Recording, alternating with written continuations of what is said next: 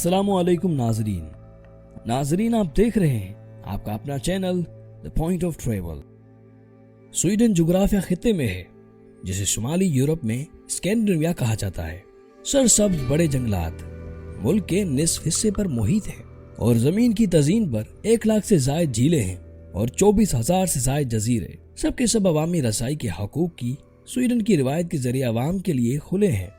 Sweden 977 मील यानी 1572 kilometre लंबा है और उसकी सरहद मगरिब में नॉर्वे और मशरिक में फिनलैंड से मिलती है। पानी के 3 हिस्से स्वीडन को डेनमार्क से अलग करते हैं, सकेग्राक, कटिगट और आबनाए आर्स्टेड।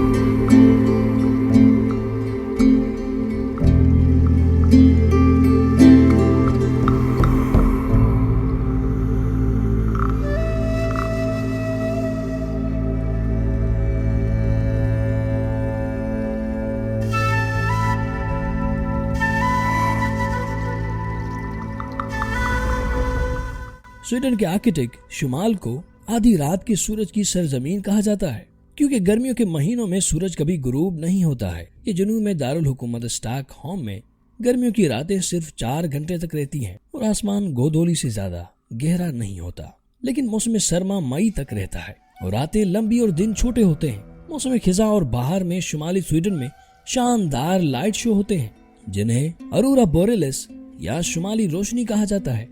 चमकदार सब्ज या सुर्ख रोशनियां जो रात गए आसमान को भर देती हैं।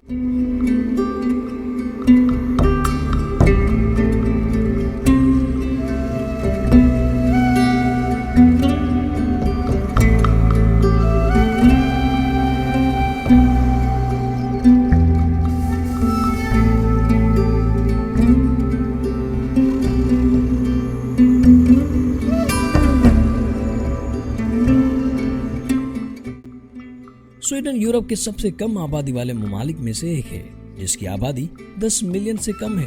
ज्यादातर लोग दही इलाकों में रहते हैं, लेकिन जैसे ही मुल्क सन 1900 की दिहाई में सनदी हुआ बहुत से लोग माल्मो, गोएब्रेक और स्टॉकहोम के शहरों में चले गए। सन 1930 की दिहाई के दौरान स्वीडन ने फलाही निजाम तैयार किया जिसे स्वीडन मॉडल कहा जाता है। इनके निजाम के तहत तमाम स्वीडन को अवामी तौर पर माली आना से चलने वाली सेहत की देखभाल, बेरोजगारों की मदद, बच्चों की देखभाल, स्कूलों, बुजुर्गों की देखभाल और हर साल कम से कम 5 हफ्तों के बामुआवजा तातीलात तक रसाई हासिल है। स्वीडन की मौजूदा आबादी 1,02,20,671 है।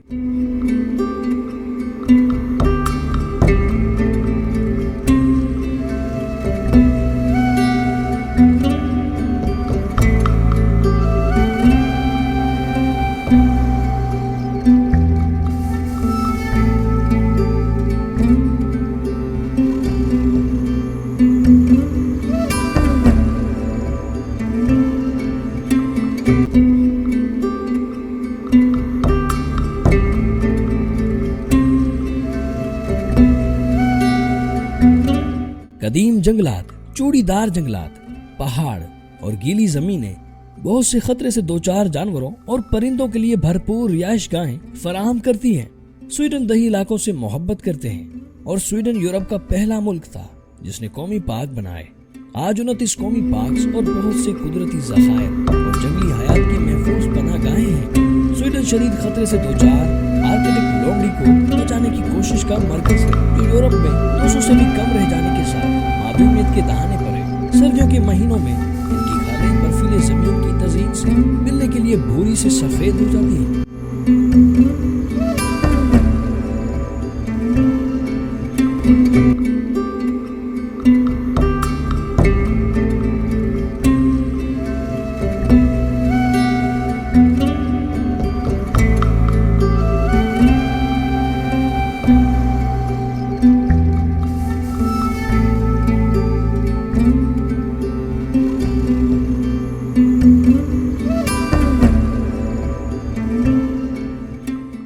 शुमाली जंगलात भूरे रीछों और भेड़ियों के घर हैं जिनका ताल्लुक भेड़ियों से नहीं बल्कि बैजर्स और ऑल्टर से है। कैरोलस लिनायस के नाम से जाना जाता है। एक मारूफ स्वीडिश माहिर नबातात थे जो सन 1700 की दिहाई में पैदा हुए। लिनायस ने पौधों और जानवरों के नाम रखने का तरीका इजाद किया जो आजकल इस्तेमाल होता है। हर जानदार का एक लातिनी नाम होता है जो 2 हिस्सों में तकसीम होता है। पहला हिस्सा इसका ग्रुप या जिन्स देता है और नाम का दूसरा हिस्सा इसकी किस्म या प्रजातियों को देता है।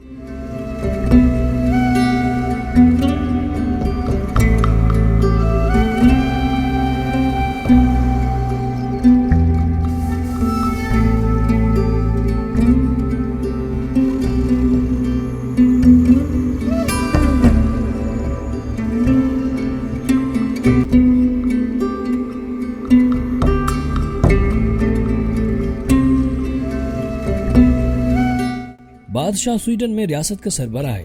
किंग कार्ल गुस्ताफ के पास बड़े पैमाने पर रस्मी फराइज होते हैं और हुकूमत मुंतखब ओहदेदार चलाते हैं। रिक्सडेग या स्वीडिश पार्लियामेंट में 349 अरकान हैं। पार्लियामेंट के अरकान वजीर आजम को वोट देते हैं जो फिर काबीना के अरकान का तकर्रुर करता है। स्वीडन यूरोपीय यूनियन का रुकन है लेकिन यूरो को बतौर करेंसी इस्तेमाल नहीं करता। उन्होंने अपनी शनाख्त बरकरार रखने के लिए अपनी करेंसी स्वीडिश करोना अपने पास रखा हुआ है। स्वीडन को एक गैर जानिबदार मुल्क होने पर फख्र है। सन 1883 की वस्त में और 2 आलमी जंगों के दौरान स्वीडन गैर जानिबदार रहा, किसी एक फरीक या दूसरे के लिए नहीं लड़ा। लोग पहली बार तकरीबन 10,000 साल पहले स्वीडन आए थे। हजारों सालों से वो शिकारी और जमा करने वाले थे और पहली सदी ईस्वी में रोमी सल्तनत के साथ सामान्य तिजारत करते थे।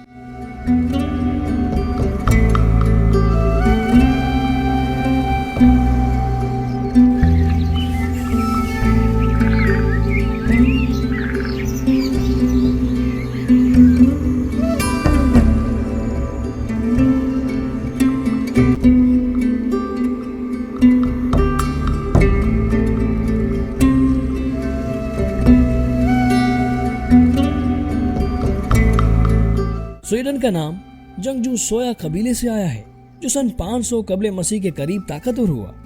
स्वीडन अपनी सरजमीन को सेवरिज कहते हैं जिसका मतलब है सेवैये की सरजमीन। सोया ने शुमाली यूरोप के साहिलों के साथ छापे मारना शुरू किए और उसे वाइकिंग्स के नाम से जाना जाने लगा जिसका मतलब पुरानी नारस जबान में कजाक है। कुछ स्वीडिश वाइकिंग्स अक्सर इन लोगों से चोरी करते थे जिन पर वो छापे मारते थे और अपनी जमीनों में आबाद होते थे। दूसरे माल और गुलामों की तिजारत करके अमीर हो गए। स्वीडन ने सन 1544 तक बादशाहों का इंतखाब किया। जब पार्लियामेंट ने कवानीन को तब्दील किया इसके बाद ताज बादशाह की औलाद को दे दिया गया। बादशाह गुस्ताव चहारम को अपना तख्त छोड़ने पर मजबूर किया गया जब वो और उसके इत्तेहादियों ने सन 1809 में फिनलैंड को नेपोलियन के इत्तेहादियों के हाथों हार दिया। अपनी तारीख के दौरान स्वीडन ने फिनलैंड और नॉर्वे दोनों पर हुकूमत की।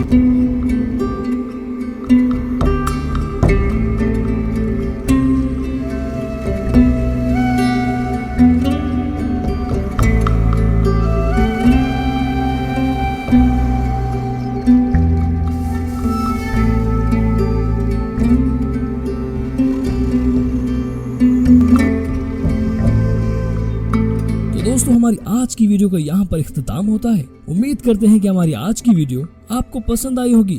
तो वीडियो को लाइक करें और कमेंट बॉक्स में अपनी कीमती राय का इजहार करें। इसी तरह की मजीद वीडियोस देखने के लिए हमारे चैनल को सब्सक्राइब करें और बेल के आइकन को दबाएं। और अब इसके साथ साथ आप हमें फेसबुक पर भी फॉलो कर सकते हैं जहां हमारा page the point of travel के नाम से आपको मिल जाएगा। मिलते हैं अगली वीडियो में, तब तक के लिए हमें इजाजत दीजिए। अल्लाह हाफिज।